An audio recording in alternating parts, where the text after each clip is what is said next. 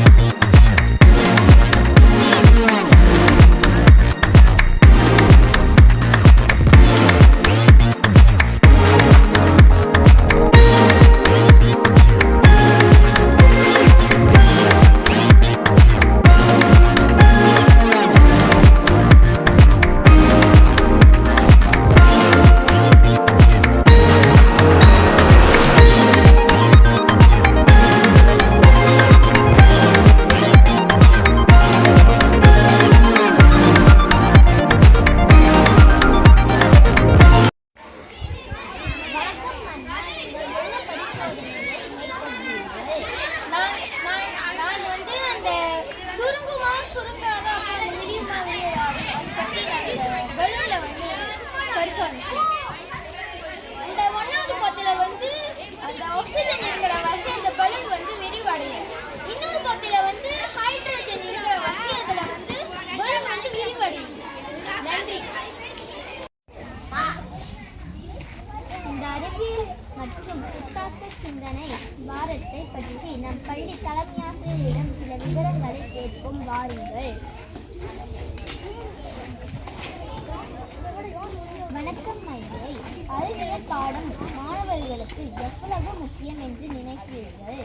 வணக்கம் காவியா. நன்றி டீச்சரிடம் இந்த கேள்விகளை தொகுத்ததற்கு. முதலில் அறிவியல் என்றால் என்ன என்பதை நாம் அறிய வேண்டும். அறிவியல் என்றால் அறிந்து கொள்ளுதல். அதாவது இப்போ டீச்சர் ஒன்று சொன்ன உடனே அறிந்து அதை என்னது பரிசோதனையின் வழியும் அல்லது ஒரு ஆதாரங்களுடன் கூறுவது தான் அறிவியல். சரிங்களா? அந்த அடிப்படையில் நம்ம மாணவர்கள் கல்வியில் எல்லா பாடம் படிக்கிறோம். ஸோ அப்போ பாடங்களை படிக்கிறப்ப நம்ம அதை ஆசிரியர் சொன்ன அப்படியே கேட்டுட்டு அதை அப்படியே செய்வது கிடைக்கிறது மட்டுமல்ல, அது ஏன் சொன்னாங்க இதை சொன்னாங்க, நீங்கள் அதை பற்றி யுக்திகளை அறிந்து மென்மேலும் உங்கள் திறனை வளர்த்து கொள்வது தான் அறிவியல். சரிங்களா? அப்போ ஒரு மாணவர்கள் பள்ளி பருவத்தில் நீங்கள் இப்போ உங்களுக்கு 9 வயது தான், இன்னும் நீங்கள் உங்களுடைய திறனை வளர்த்துக்கொள்ளு. நான் இப்போ மலாயில் எப்படி இருக்கேன், இன்னும் என்னை வளர்த்துக்கொள்வது நீ என்ன செய்யலாம், இப்படி படிக்கிறேன் இன்னும், அதுதான் ஒரு அறிவியல். அறிவியல் என்பது ஒரு பரிசோதனை செய்து நம்மளுடைய திறனை வளர்த்துக் கொள்வது. சரிங்களா? அந்த வகையில் மாணவர்களுக்கு நம்ம பள்ளி மாணவர்களுக்கு இந்த வாரத்தினை ஏற்பாடு செய்த ஆசிரியர்களுக்கும் என்னை கேள்வி கொண்டிருக்க உங்களுக்கும் நன்றி.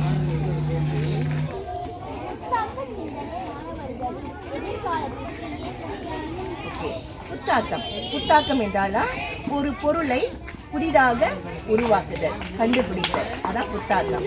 அது மட்டுமல்ல, அது ஏற்கனவே கண்டுபிடித்த ஒன்றை அதை இன்னும் எளிமைப்படுத்தி நவீனப்படுத்தி உருவாக்கம் தான் புத்தாக்கம். எடுத்துக்காட்டுக்கு தொலைபேசி எடுத்துக்கொண்டால், அந்த காலத்துலலாம் இப்போ உங்கள் பாட்டி தாத்தா டீச்சர் காலத்தில் நாங்கள் தொலைபேசி என்னது டயல் பண்ணி தான் பேசுவோம். ஆனால் இப்பொழுது பார்த்தீங்கன்னா கையடக்க தொலைபேசி வந்துருச்சு. அது ஒரு புதிய ஏற்கனவே கண்டுபிடித்த ஒன்றை புதிதாக கண்டுபிடித்தார்கள். அதில் பார்த்தீங்கன்னா இன்னும் நவீனம், அதிகமான நவீனங்கள் உண்டாகிவிட்டது.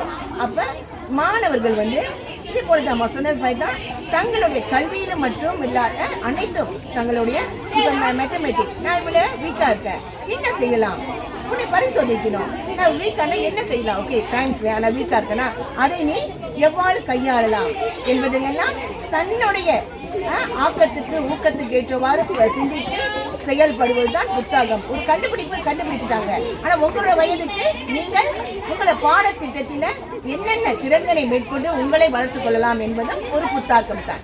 சரிங்களா?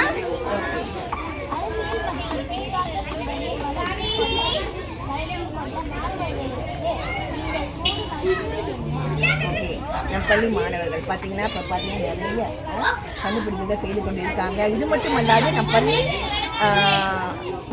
நம்மளுடைய அனைத்துலக ரீதியிலும் மாநில ரீதியிலும் தேசிய ரீதியிலும் நிறைய புத்தக போட்டியில் கலந்து கொண்டிருக்கிறார்கள். இதுக்கு என்னன்னா அவர்கள் நாளைய ஒரு புதுமையை உருவாக்கி வருங்கால விஞ்ஞானிகளாக வேண்டும் என்றுதான் நமது நோக்கம். ஏன்னா அப்துல் கலாம் பார்த்தீங்கன்னா ஒரு சாதாரண செம்படவரை மகன். அவர் தினமும் மீன்களை கடலை பார்த்திருந்து அவருக்கு இது உருவாக்கம் செய்யணும் சிந்தனை வந்தது. அது போலதான் நம் பள்ளி ஒரு தோட்டப்பள்ளியாக இருந்தாலும் மாணவர்களிடம் இந்த வளர்ச்சி தன்னை நம்பக்கூடிய ஒரு சிந்தனை இருக்க வேண்டும், அதற்கு ஆக்க சிந்தனை இருக்க வேண்டும். அது ஆக்க சிந்தனை தான் இதையும் உருவாக்க வேண்டும் என்று நாளை என் குழந்தைகள் அனைவரும் ஒரு சிறந்த நிலையில் விஞ்ஞானியாக உருவாகும் என்றுதான் நம்மளுடைய நோக்கம் கூட. அந்த வகையில் நம் மாணவர்களுக்கு எந்த ஒரு சின்ன ஒரு இதாக இருந்தாலும் நம்ம எளிமையாக அதை நாம் நடைமுறையில் செய்து கொண்டிருக்கிறோம். ஓகேங்களா? ஓகே. இதுவரை எங்களின் காணொளியை கண்டு கழித்தமைக்கு நன்றி.